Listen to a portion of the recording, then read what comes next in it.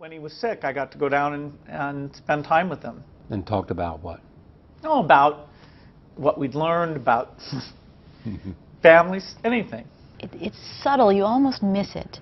For me, it seemed to be a little glimpse, you know, a little window into what must have been a very complex relationship. Well, clearly it was. They were competitors, and they also respected each other. And at the same time, they understood each other's flaws. Clearly that's true. You know, but, you know, Bill can't look to many people and say they've achieved as much as I have, you know. And the fact that Steve reached out to Bill, or Bill reached out to Steve when they knew Steve was dying, says something about both of them. Must have been tough.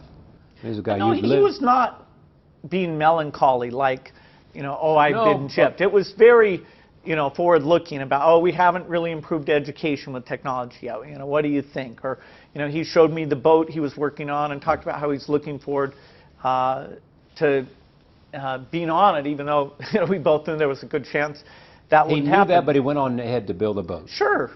You know, thinking about your potential mortality isn't very constructive.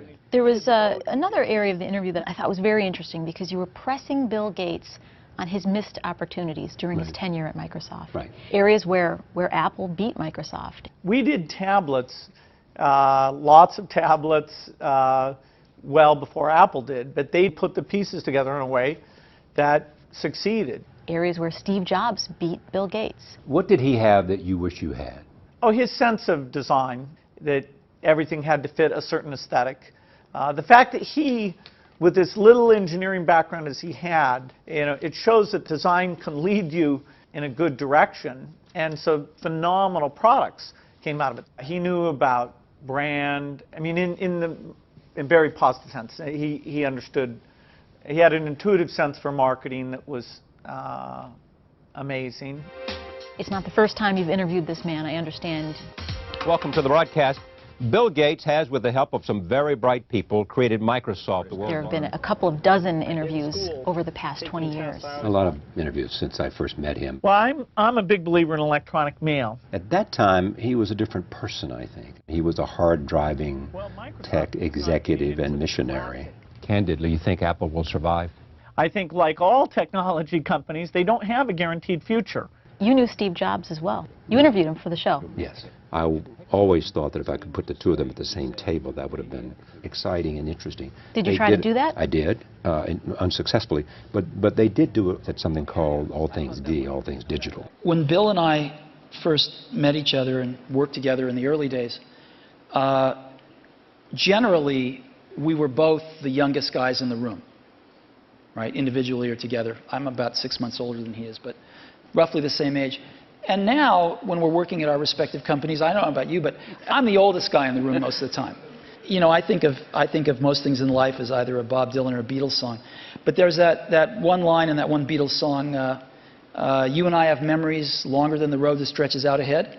And that's clearly true here. Well, you know what? I think we should end it there. He was enormously emotional. You remember that? No, as was I. He and I, in a sense, grew up together, and every fantasy we had about creating products and learning new things, we achieved all of it. For a long time, he was the richest man in the world.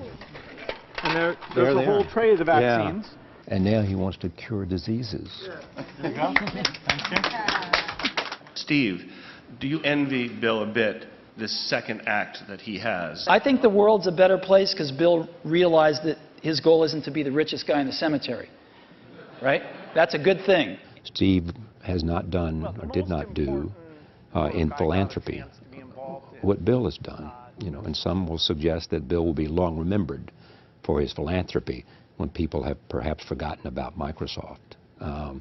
Steve didn't have time to do that. We'd had a few times where we were planning to get together, and he told you a great story about a canceled dinner. Somebody decided to have a dinner, and Steve decided at the last minute he wasn't going to come. So he called up Bill. He said to my secretary, if he wants to know why, just tell him I'm an ass. I remember that. But he was sick, but it was kind of classic way of saying, okay, I'm not going to give you any reason, but I'm canceling. And you said, that's Steve. Yeah.